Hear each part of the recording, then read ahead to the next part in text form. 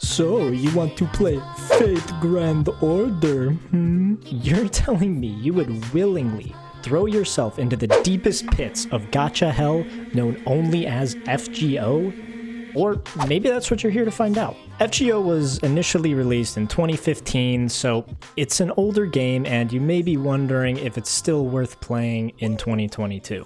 I've been playing FGO for about 4 years now, and let me tell you, this game is not for everyone. In fact, I would say that this game has a very specific intended audience, that audience being mainly people who are already familiar with the Fate franchise. So if you're wondering if this game is a good fit for you, try asking yourself, are you familiar with the Fate franchise? Have you seen any or all of the Fate anime? If you find yourself saying no to both of these questions, then honestly, I would have a hard time recommending FGO to you. That is, unless you're purely interested in traps or gender-bent historical figures. You see, the biggest selling points of FGO are its story and its iconic characters. So, not being familiar with either of those things makes this game really difficult to get into. Here's some basic info about the story. In FGO, you play the role of an inexperienced mage who must travel into the past and correct disturbances in time to prevent the destruction of humanity and all of its history. In my personal opinion, most of the story is actually really good, especially if you're already a Fate fan. The story is told in the style of a typical visual novel, offering the occasional dialogue choice to the player, while PNG images of the characters involved often change facial expressions on screen. To this day, the developers still continue to write and release new story chapters for the game. While FGO's story is by far its biggest selling point, there are still some things you should consider before you start playing it. For starters, there is a lot of it. I'm talking hundreds and thousands of hours of readable story, and none of it is voiced. So if you're not already familiar with Fate, or you have a short attention span like me, the story can be extremely difficult to digest at times. On the other hand, if you're already a Fate fan and you have a few thousand hours to spare, then great.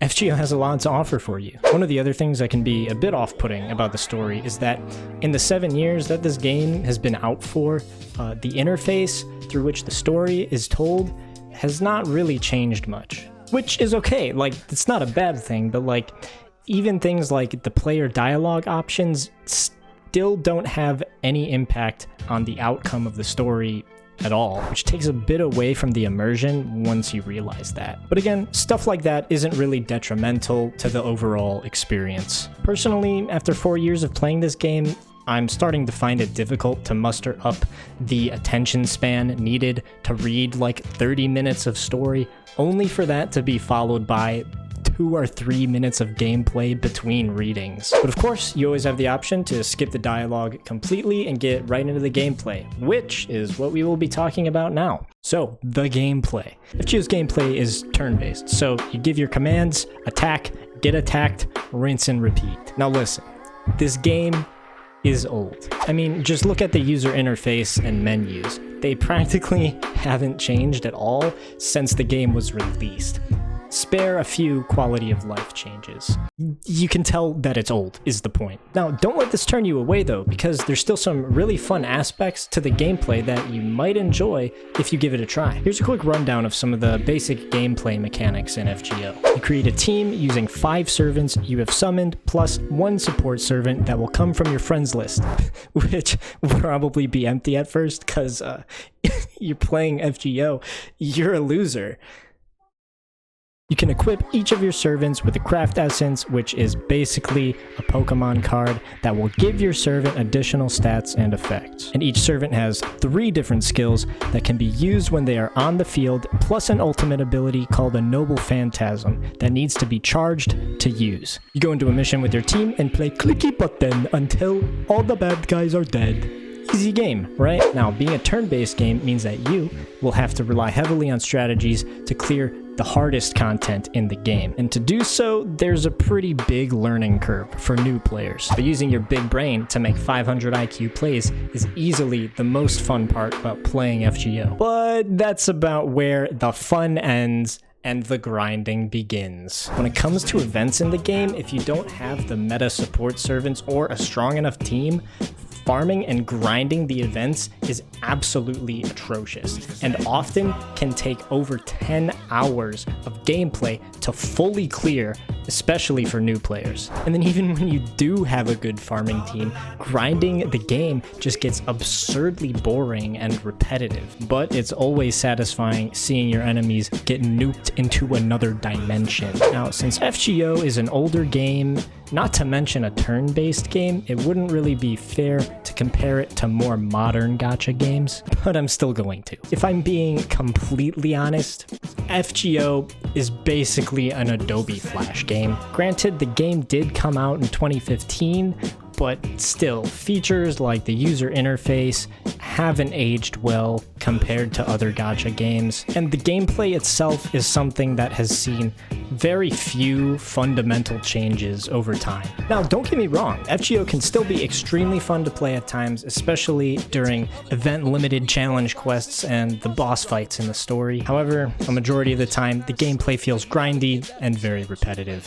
To make matters worse, there is still no auto battle. You have to manually grind everything, meaning this game becomes even more repetitive and time consuming than it already is. Now, this wouldn't be as much of a problem if the combat system was as animated as something like, say, Genshin, where you have three-dimensional space, super satisfying visual effects and combos, but FGO is just clicking buttons and watching animated PNGs attack each other. FGO's gameplay gets so incredibly stale after manually repeating the same thing over and over that you just can't farm it for hours without getting literal brain rot. Now listen, this is just my opinion. If you don't agree with me, then definitely leave a comment telling me why you think FGO is the greatest game in the world. And sure, Genshin has its own problems that are arguably just as bad.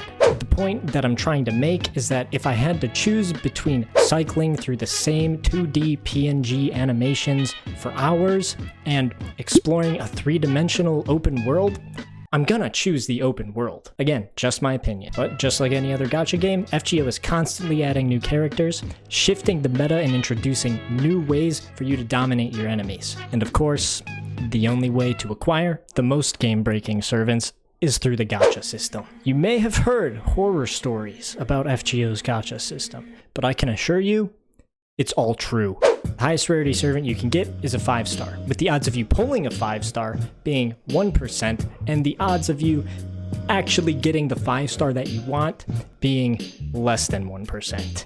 Now, the tutorial gacha roll is guaranteed to give you at least one 4-star from a specific pool of characters. But outside of that, you're on your own.